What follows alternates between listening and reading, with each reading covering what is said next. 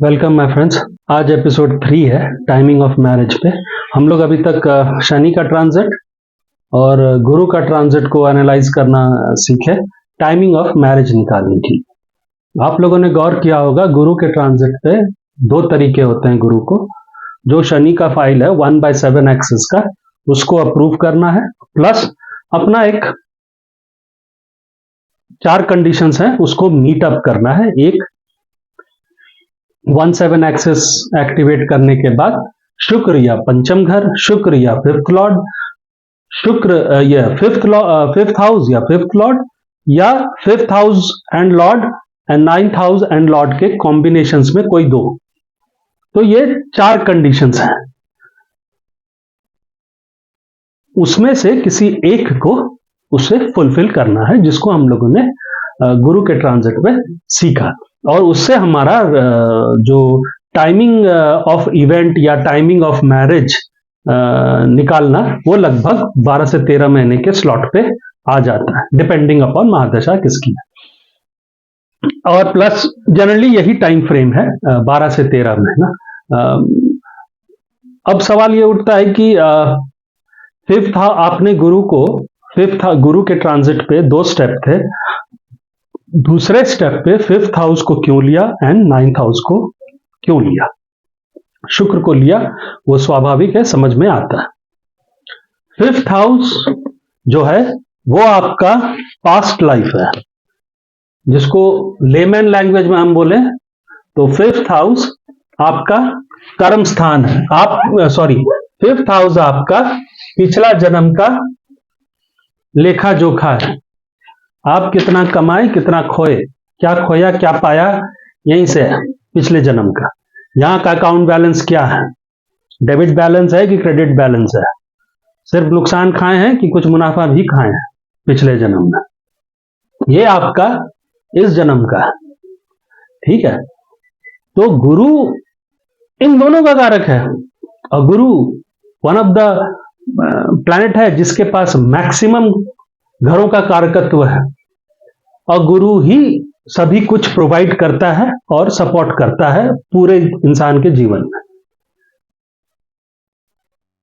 गुरु का fifth house, गुरु का transit में फिफ्थ हाउस नाइन्थ हाउस लाने का जो मुद्दा यह है कि भैया यहां से कुछ लिखवा के लाए हो का, है ना।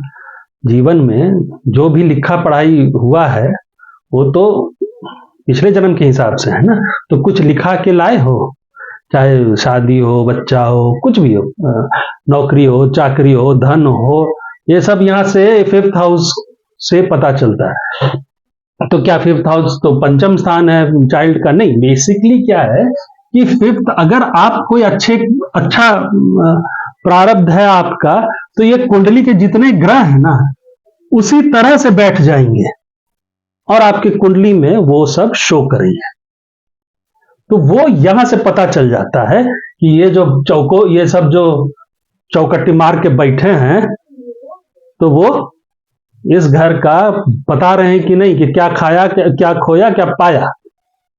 तो गुरु बेसिकली अपने समय में करता क्या है कि वो जब अपना ट्रांजिट पे आता है तो बोलता है फिफ्थ हाउस से, भैया शादी का फाइल निकालो, मोटा है पतला है जो भी है निकालो, हमको दो, आगे की कार्रवाई शुरू करवाई जाए। पतला है तो इधर से छानता है, कहीं यहां पर भी कुछ बन जाए, तुम्हारे इस जन्म के कर्म या माता पिता के कर्म में कुछ बन जाए, है ना, तो यहां से एक फाइल निकालने, पतली ही सही, तो ये दोनों मिला के काउंटर बैलेंस करके हम सामने दे देंगे, है ना। तो बेसिकली इन दोनों का मिलान और इनसे जो भी है बनता कम बेसी, वो गुरु निकाल के तुम्हें देता है, सही वक्त पे देता है, एज पर दशाएं देता है। तो बेसिकली इसका इसलिए इंवॉल्वमेंट है। ठीक है, शनि, गुरु और मंगल को क्यों ट्रांजिट में लिया जाता है? शनि, गुरु एंड मंगल साइंटिफिकली बताएं, फिलोसॉफिकल जाने की हमको कोई जरूरत नहीं है, उसके लिए मोटी मोटी किताबें आप पढ़िए, है ना। बेसिकली साइंटिफिकली अगर बोला जाए तो Shani and Guru and Mangal, they are the 3 planets. Sun के चारों तरफ जो चक्कर मारते हैं उनकी ऑर्बिटल स्पीड जो है वो बहुत कम है। सबसे ज्यादा कम शनि की है, उसके बाद गुरु की है, फिर नंबर आता है मंगल का। उसके बाद बहुत तेजी से लोग घटते हैं। ये लगभग कहाँ गया, हाँ, मंगल लगभग 667 अर्थ डेज लेता है सन का चक्कर लगाने में, जबकि अर्थ लेता है 365 दिन। देखिए, उसके बाद शुक्र और घट जाता, 227 है या 230 है, तो बहुत तेजी से घटता है। लेकिन ये जो है Mars, it takes round about 2 years, earth years, sun के चारों तरफ चक्कर मारने में। तो इसीलिए ये 3 प्लैनेट्स शनि, गुरु और मंगल डिसाइड करते हैं कि जो अर्थ है हमारे से नीचे एक स्टेप, वहां पर उस आदमी बैठा है, उसको क्या दिया जाए और कब दिया जाए कि नहीं दिया जाए। तो बेसिकली वही चीज है, because they are the slowest planet, तो यही डिसाइडिंग फैक्टर में आ जाते हैं। बाकी फिलोसॉफिकली शनि काल है, गुरु आशीर्वाद देता है, मंगल उसी चीज को एग्जीक्यूट करता है। अब नहीं तो फालतू में अगर हम फिलोसॉफिकल चलेंगे तो पूरा को पूरा टाइम खोटी होगा। अब आते हैं टाइमिंग ऑफ मार्स। मार्स से टाइमिंग ऑफ मैरिज को कैसे देखा जाता है। आपने गुरु का ट्रांजिट निकाल लिया। अब आप बोले कि हमने पिछले एपिसोड में यह किया था कि हमने गुरु के ट्रांजिट से ही पीडी को एनालाइज कर लिया।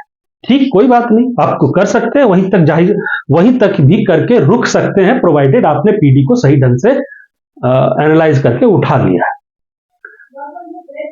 अब हम ये कहते हैं कि मान लीजिए आप एक स्टेप और जाना चाहते हैं कि हम इसको थोड़ा सा और एफिशिएंट वे में करें। तो एफिशिएंट वे में आप मंगल को उठाइए, मंगल की ट्रांजिट। और मंगल क्या करता है कि जब अपने ट्रांजिट में जो कुछ कंडीशंस हैं उसको अगर फुलफिल करता है तो विद इन 6 months आपके चांसेस बढ़ जाते हैं। विद इन 6 months आप कह सकते हैं आपकी शादी हो जाएगी। और मंगल मोस्ट प्रोबेबिलिटी में ये चीज को शादी को करवा ही डालता है, या कोई भी इवेंट को करवा डालता है, डिपेंडिंग अपॉन द कौन सा प्राइमरी हाउसेस आप सिलेक्ट कर रहे हैं इवेंट को एनालाइज करने। अब ये क्या, देखिए मार्च को करना क्या है। वैसे गुरु ने जैसे ट्रांजिट किया, गुरु अगस्त 2002 में 10th हाउस में आके, यहां पर कर्क राशि 10th हाउस पड़ रहा है मेरा मेन कुंडली में, वहां पर आके उसने शुक्र को एक्टिवेट किया और उसने 5th लॉर्ड को एक्टिवेट करके मुझे अप्रोक्सीमेटली 1 year का टाइम फ्रेम दे दिया। और आप इसमें से पीडी निकाल के कैंडिडेट को बता दीजिए कि ये स्लॉट पे हो सकता है आपकी शादी हो जाए, या most probably with in 1 year you will be married. ठीक है, तो ये बोल के भी आप काम खत्म कर सकते हैं। लेकिन चलिए एक स्टेप और आगे जाते हैं, तो मंगल को देखते हैं। मंगल को क्या करना है ट्रांजिट में। जब गुरु ने अप्रूवल दे दिया कर्क में आके, तो मंगल आके क्या करेगा। तो मंगल को क्या कंडीशंस फुलफिल करना है गुरु के अप्रूवल के बाद। मंगल भी वही चीज करेगा जो शनि ने किया। हमने आपको क्या, शनि ने एक फाइल बनाई 17 एक्सेस की, है ना, उसको उसने अप्रूवल दिया।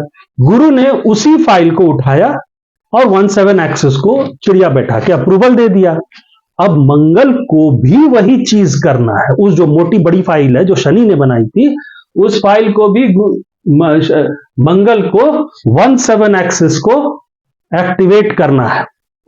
ठीक है, उसके बाद क्या करना है। उसके बाद जब हम लोग गुरु के ट्रांजिट पे आए थे, गुरु का जो सेकंड स्टेप्स वाला ट्रांजिट था, जहां पर या तो शुक्र एंड 5th हाउस, शुक्र एंड 5th लॉर्ड, या तो 5th house and 5th Lord, या फिर 5th हाउस एंड लॉर्ड, या 9th हाउस एंड लॉर्ड का, इन सबका कॉम्बिनेशन में कोई एक, यानी उन 4 कैटेगरी में से किसी एक कैटेगरी को वो गुरु एक्टिवेट करे। जब ये गुरु की एक छोटी फाइल होगी जो शनि के बड़े फाइल के साथ लग के मंगल के पास जाएगी। ठीक है ना, बेसिकली गुरु ने रिक्विजिशन साइन कर दिया और रिक्विजिशन शनि के फाइल के ऊपर लग गई। अब गुरु के पास जाना है, गुरु को भी 17 बड़ी वाली फाइल खोलनी है, 17 एक्सेस को साइन करना है। बगल वाले शनि के बगल में गुरु का चिड़िया बैठा है, गुरु के बगल में इसको अपना वो बड़ी वाली फाइल में चिड़िया बैठानी है अप्रूवल देके। पहला तो गुरु ने शनि, वो बड़ी वाली फाइल जिसको शनि ने भी साइन किया है और गुरु ने भी साइन किया है, मंगल ने वो साइन कर दिया। अब मंगल फाइल बंद करके ऊपर जो रिक्विजिशन स्लिप लगा हुआ है, जो हम लोग काम करने वाले लोग समझते हैं, जो ऊपर पर्ची लगा हुआ है उस पर साइन करना, उसमें से गुरु का साइन है कि गुरु ने मेन फाइल अप्रूव कर, तो रिक्विजिशन बनाना गुरु का काम, उसने रिक्विजिशन बना दिया, अब उसमें साइन कर दिया गुरु ने। अब मंगल को उसी चीज को अप्रूवल पे, वही पर्ची पे, तो मंगल को भी साइन करना, ठीक है ना। शनि बाबू अपना फाइल में साइन करके चले गए पार्टी करने, ठीक है। तो मंगल को करना क्या, मंगल को भी शुक्र या फिफ्थ लॉर्ड, फिफ्थ हाउस या फिफ्थ लॉर्ड, नाइन्थ हाउस का इन्वॉल्वमेंट नहीं है मंगल में। इतना पावर तो देना पड़ेगा ना सबऑर्डिनेट को, छोटे छोटे पावर्स देने पड़ते हैं, जैसे नौकरियों में होता है, कुछ पावर्स छोटे वाले के पास होता है, कुछ पावर जीएम साहब के पास होता है, कुछ पावर प्रेसिडेंट साहब के पास होता है। तो मंगल के पास एक पावर है कि हमको नाइन्थ हाउस नहीं देखना, ना नाइन्थ हाउस को देखना है ना नाइन्थ लॉर्ड को देखना है, वो फिफ्थ हाउस देख लेंगे, फिफ्थ हाउस या लॉर्ड एंड शुक्र को मुझे एक्टिवेट, ये दोनों चीज को में से कोई एक कॉम्बो मुझे एक्टिवेट करना है। तो मंगल को गुरु की जो रिक्विजिशन है, शुक्र एंड फिफ्थ हाउस, शुक्र and fifth Lord, fifth house and fifth Lord में से किसी एक को वो एक्टिवेट करेगा और वो पर्ची पे साइन करके अपने लिए अपना चालान बना के उस रिक्विजिशन के ऊपर डाल देगा कि जाइए वेयर हाउस से सामान निकालने की कार्रवाई शुरू करिए, शादी का सामान। पर इस चीज को अब हम लोग देखेंगे कैसे। मान लीजिए आपने गुरु का ट्रांजिट देखा, आप एडी तक पहुंच गए, अब आप पीडी का लिस्ट आ गया। हम वो सिचुएशन की बात करें जहां पर आपको थोड़ा सा कंफ्यूजन है पीडी पे, यार मेरे पास 3-4 पीडी है। अच्छा, आपने अगले आदमी को गुरु के ट्रांजिट के हिसाब से शुक्र का बता दिया, यार नवंबर तक शुक्र की प्रत्यंतर दशा चलेगी, आप शादी उस दौरान में कोई अच्छा सा मुहूर्त देख के सामने वाले पार्टी से बात कर लीजिए। अब जनाब जो है अगला कैंडिडेट का जो साहब जो भी है रिप्रेजेंटेटिव, वो दौड़ते हुए आया, मान लीजिए अक्टूबर में आ जाए कि भाई साहब सामने वाला पार्टी तो में कुछ परिस्थिति का फेरबदल हुआ है, उनको ये वाला टाइम में सूट नहीं हो रहा है, थोड़ा सा आगे बढ़ाइए। अब आपके सामने समस्या फंस गया कि शुक्र के बाद अब क्या और क्या देखें। मान लीजिए आप फिर भी कंफ्यूज, अब हम क्या देखें, शुक्र वाला स्लॉट तो पार कर गया, ये कुछ परिस्थिति की वजह से, देश काल परिस्थिति को ध्यान तो हमेशा रखना पड़ेगा। तो उस सिचुएशन में आप फिर मंगल की ट्रांजिट पे जाइए। हालांकि मान लीजिए मंगल भी, अभी आते हैं हम लोग उस पर, मंगल की ट्रांजिट पे जाइए और फिर उससे अदर पीडीज को, आने वाली पीडीज को छानना है, ठीक है। तो मान लीजिए यही कुंडली है जो हम लोग एक प्रैक्टिस कर रहे हैं, इसमें बुध में शनि चल रहा था, है ना, शुक्र का एक पीडी आया, ठीक है, जो नवंबर तक चलना था, नवंबर 2002 तक। यहां पर वो कैंसल आउट हो गया किसी कारण से। चलिए हम नवंबर 2002 को देखते हैं, इस शुक्र के पीडी में मंगल कहां था।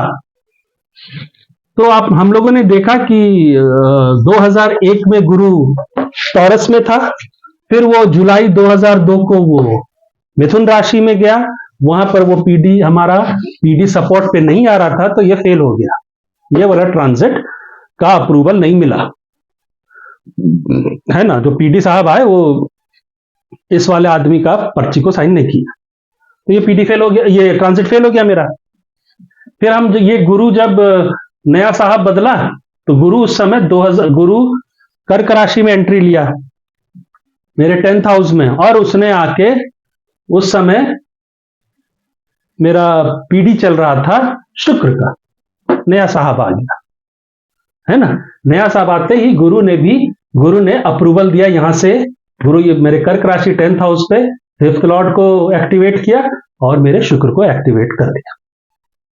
वोट रिक्विजिशन लेके पहुंचा नया साहब जो शुक्र थे, शुक्र ने साइन कर दिया। शुक्र कैंडिडेट भी प्रोबेबल है, यहां पर है एस्पेक्टेड बाय 7th लॉर्ड है, ठीक है। लेकिन आप फिर परिस्थिति में पहुंच गए, वो दौड़ते हुए आया है, बोला कि शुक्र वाला छोड़ दीजिए, एक और स्लॉट दीजिए। अभी भी आपके पास 1 साल का पीरियड है ना, अगस्त 2002 से अगस्त 2003 अप्रोक्सीमेटली उसका पीरियड है। आप तो बस नवंबर 2002 का स्लॉट दिए ना, अभी भी आपके पास टाइम पीरियड बचा है। तो आप क्या करें, आप पीडी मान लीजिए, आप पीडी नहीं जाना चाहते, आप सबसे पहले ट्रांजिट चेक करना चाहते हैं, क्लोजेस्ट ट्रांजिट।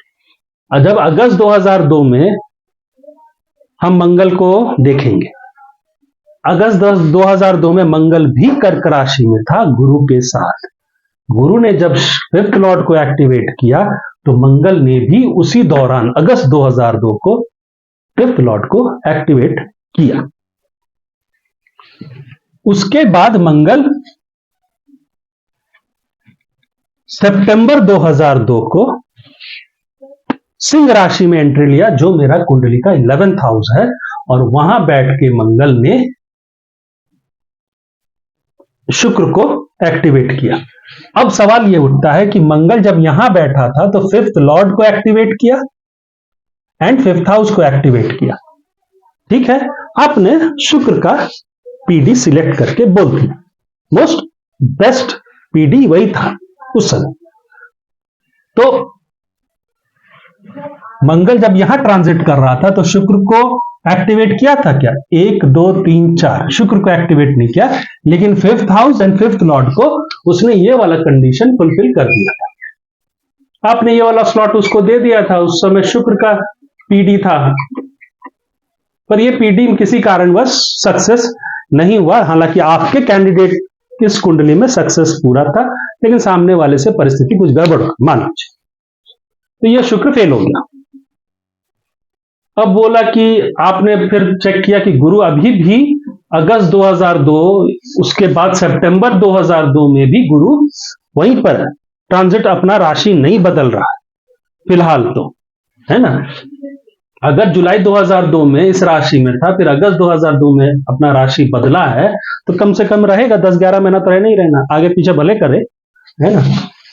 पर अगस्त 2002 को वो गुरु यहीं पर है और मंगल शिफ्ट कर गया सिंह राशि में, जो मेरा 11th हाउस है। क्या मंगल इस दौरान इन 1 और 2 स्टेप्स को पूरा कर रहा है? तो मंगल यहां पर पहुंच के मेरे शुक्र को, जो मेरा लगन लॉर्ड है, एंड 7 8 मेरे 7th हाउस और 7th लॉर्ड को तो नहीं कर पा रहा है, पर मेरा ये वाला कर दे रहा है। मंगल यहां बैठ के मेरे शुक्र को देख रहा है और मेरे फिफ्थ हाउस को देख रहा है, ये 2 घर को वो यहां से देख रहा है। तो मेरा ये कंडीशन वो फुलफिल किया सितंबर 2002 में। वो कौन कौन सा था? उसने शुक्र को एक्टिवेट किया और उसने फिफ्थ हाउस को एक्टिवेट किया। शुक्र एंड फिफ्थ हाउस ये वाला एक्टिवेट हुआ, ये हुआ 2002 में, सॉरी सितंबर 2002। लेकिन उसने बड़ी वाली फाइल अभी तक साइन नहीं की है। तो मेरा इसमें पीडी क्या चल रहा था? शुक्र चल रहा था, सितंबर में भी शुक्र चल रहा था और नवंबर में भी शुक्र चल रहा था। तो अगले ने तो अगला पार्टी आके भी इसको मना कर दिया, दिख भी रहा है कि यहां पर ये कंडीशन फुलफिल नहीं हो रहा है, मेरा उसमें हमको आगे चलना पड़ेगा। तो नवंबर के लगभग वो यहां पर था मंगल, और दिसंबर में मुझे नया स्लॉट अभी ढूंढने बोला है कि भाई साहब शुक्र में हम नहीं कर पाए। नवंबर के तक मेरे पास स्लॉटिंग, अरे सॉरी, सामने वाला पार्टी ने डेट मना कर। तब हमको नवंबर के बाद में क्या आता है? दिसंबर। दिसंबर में मंगल 1-7 एक्सिस पे है, अभी भी मेरा गुरु के टेन्योर में ही है, ट्रांजिट में 1 ईयर पीरियड में ही है। दिसंबर 2002 को मेरा मंगल लगन पे आ गया, वहां से उसने लगन को एक्टिवेट किया और 7th हाउस को एक्टिवेट किया। मेरा पहला फाइल को उसने अप्रूवल दे दिया, लेकिन अभी भी मेरा सेकंड फाइल बचा है। ठीक है, तो मंगल सितंबर में ये वाला कंडीशन फुलफिल कर दिया था, ये, और दिसंबर में आके ये और ये फुलफिल कर दिया, तो मेरा स्लॉट तैयार हो गया था। हम बोल सकते हैं कि आप दिसंबर को छोड़ दीजिए, क्योंकि दिसंबर में सन फेवरेबल नहीं है पीडी। दिसंबर का जो स्लॉटिंग आ रहा था, मंगल जब इसको एक्टिवेट किया और सितंबर में ये दोनों को एक्टिवेट कर दिया था, तो उस समय सूर्य का पीडी चालू हो गया। और सूर्य सूटेबल साहब नहीं है, वो मंगल का रिक्विजिशन को फाड़ के फेंक देंगे, तो सूर्य में शादी नहीं हुआ। तो दिसंबर भर सूर्य चला, है ना, दिसंबर 2002 जो है वो पूरा सूर्य चला पीडी में, है ना। तो यहां पर नहीं हुआ। दिसंबर में मेरे पास मंगल ने एक्टिवेट कर दिया था, तो मेरे पास फिर भी 6 मंथ का स्लॉट फिर से तैयार हो गया। ठीक है, तो चंद्र में उसकी शादी हो गई। जो ओरिजिनल शादी जिस इस कैंडिडेट की हुई वो हुई जनवरी 2003 को। ओरिजिनल शादी जो हुई वो हुई जनवरी 2003 को। ठीक है, ओरिजिनल शादी।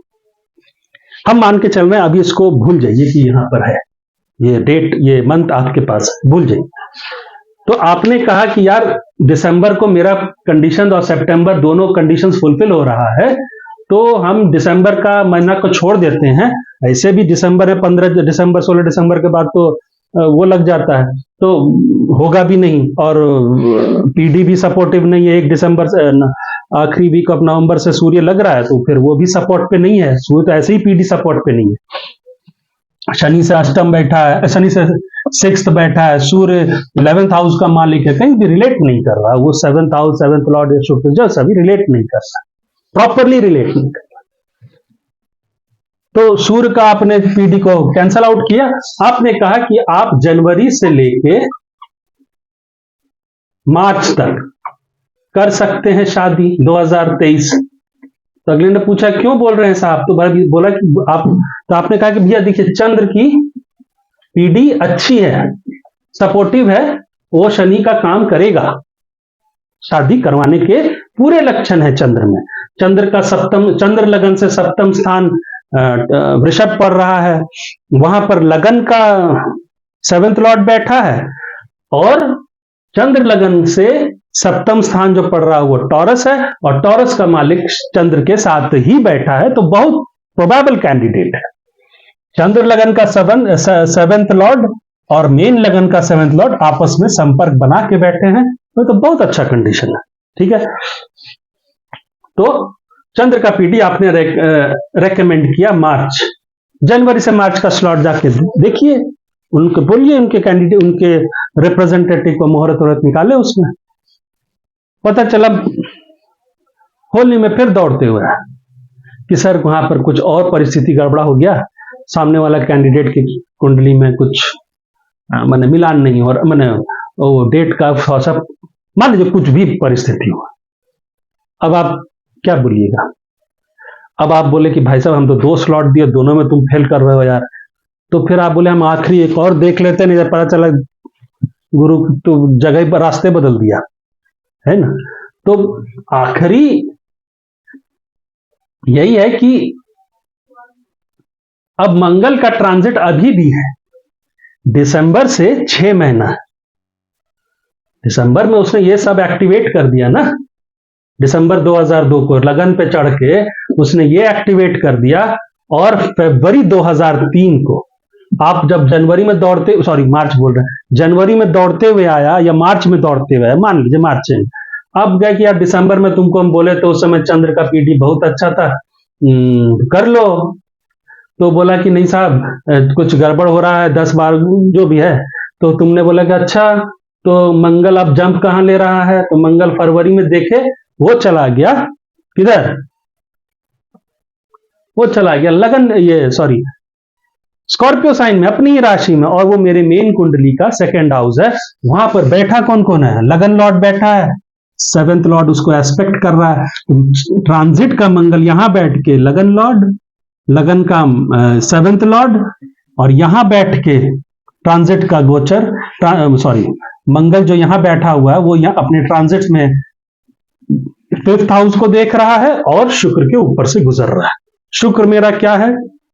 शुक्र मेरा लगन लॉर्ड भी है, और शुक्र मेरा इस कंडीशन का ये भी है। तो शुक्र यहां पर मेरा मंगल ये कंडीशन फिर से फुलफिल किया। हालांकि दिसंबर में कर ही चुका था, मेरे पास टाइम था, लेकिन यहां जब पहुंचा तो बहुत बेहतर ढंग से कर रहा है। जिसको भी कर रहा है सर, मेरा 7 लॉर्ड को कर रहा है, यहां से यहां पे गोचर करके इसको देख रहा है, और शुक्र के ऊपर से, और यहां पर तो वो कर चुका है। ठीक है, ये 7th लॉर्ड है और ये मेरा लगन लॉर्ड है। तो ये वाला फाइल को अप्रूवल दे दिया फट से यहां पहुंच के, साथ ही साथ इसको भी दे दिया सेकंड वाला गुरु वाला फाइल को। गुरु वाला फाइल को कौन सा दे दिया? शुक्र को करा, यहां पर गोचर किया शुक्र के ऊपर और 5th हाउस के ऊपर नजर डाल दिया, और मेरा ये वाला स्लॉट दोबारा टिक कर दिया, ये वाला ट्रांजिट भी मेरा सपोर्ट पे आ गया। हम ये कह सकते हैं कि अब फरवरी के बाद भी एक स्लॉट है यार। अगर मार्च में नहीं कर रहा है तो फरवरी के बाद वाला देखें, 3-4 महीना और आगे करके देखें कौन सा पीडी पड़ रहा है। तो मार्च चंद्र के बाद पड़ रहा था मंगल, बहुत अच्छा पीडी, 7th लॉर्ड है मंगल, एस्पेक्टेड बाय शुक्र है कारक, वो भी चंद्र के साथ बैठा है, सॉरी चंद्र मंगल शुक्र, तो बहुत अच्छा समय है। तो आपने बोला कि भाई साहब आप कर लो, बहुत ज्यादा हो रहा है ना। तो आपने क्या निकाला? आपने शुक्र का निकाला, यहां पर जब मंगल ट्रांजिट कर रहा था, या यहां पर कर रहा था। फिर आपने जनवरी चंद्र का निकाला, जनवरी से 2 मार्च जब मंगल यहां पर ट्रांजिट कर रहा था। फिर वो आदमी दौड़ते हुए आता, आपने फरवरी का निकाला और पीडी क्या सिलेक्ट किया? चंद्र के बाद मंगल वाला पीडी बेस्ट पीडी था, चंद्र भी बेस्ट पीडी था, शुक्र भी अच्छा पीडी था। फिर आपने कहा कि भाई साहब नमस्कार कर रहे हैं, शादी कर ले, बहुत ज्यादा हो रहा है। तो ये सब चीजें हैं, इस तरह से आप देख सकते हैं। इसमें एक छोटा कंडीशन जो हम आपको बता दे रहे हैं, हालांकि हमने यहाँ पर बताना नहीं, मैंने यहाँ पर हम उसको नहीं डिस्प्ले करना, मैंने एक्सटेंड नहीं करना चाह रहे, इतना 3 step is more than enough. एक और स्टेप ये है कि इसी गुरु के ट्रांजिट के बाद, जो गुरु वाला फाइल अप्रूवल होने के बाद और मंगल का ट्रांजिट आप छान रहे हैं, तो इसी बीच आप लगन लॉर्ड और 7th लॉर्ड ट्रांजिट में संपर्क बनाए। कहने का मतलब क्या है? ट्रांजिट चार्ट में शुक्र जो मेरा लगन लॉर्ड है और 7th लॉर्ड जो मेरा मंगली बन रहा है, ये दोनों आपस में संपर्क बना लें। यानी ट्रांजिट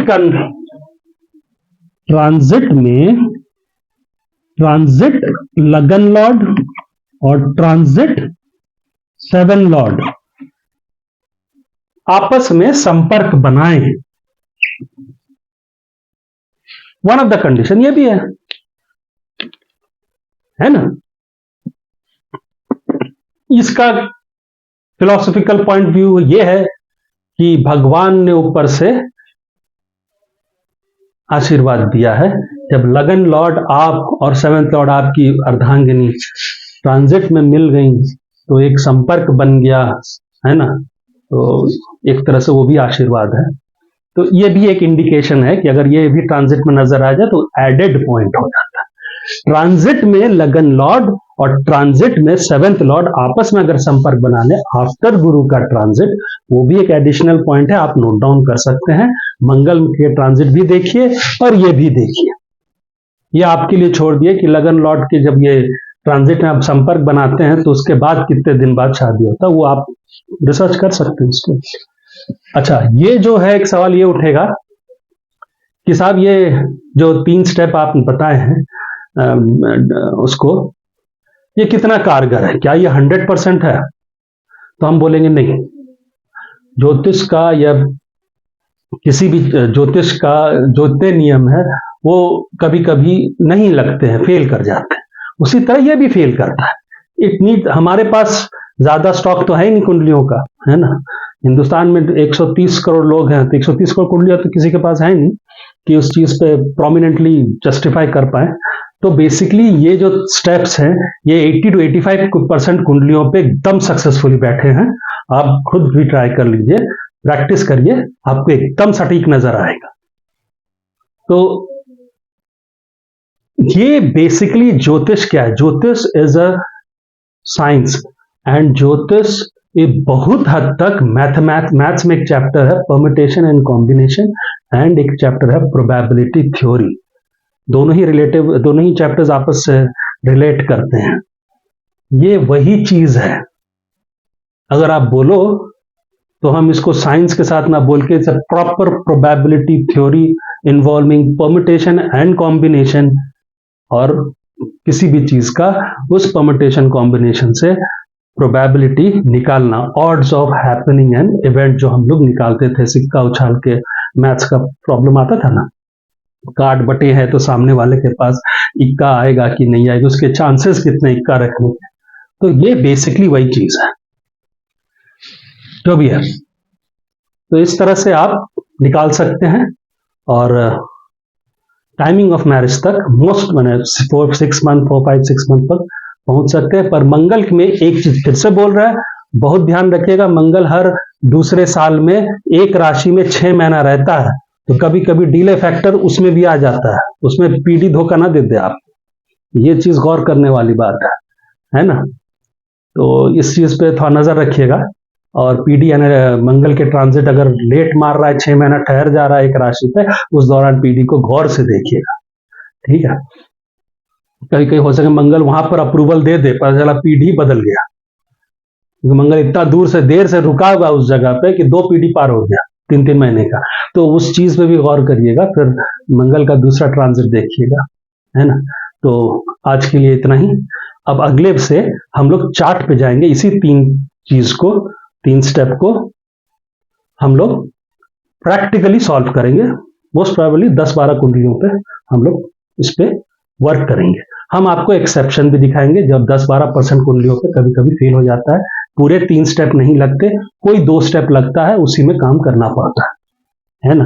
तो वो भी हम आपको कुंडली दिखाएंगे, जहां पर कुछ कुछ जो 3 स्टेप में जितने कंडीशन है उसमें से कुछ कुछ कंडीशंस नहीं लगे, लेकिन फिर भी बात बन गई, और कैसे बनी वो भी बताएंगे आप।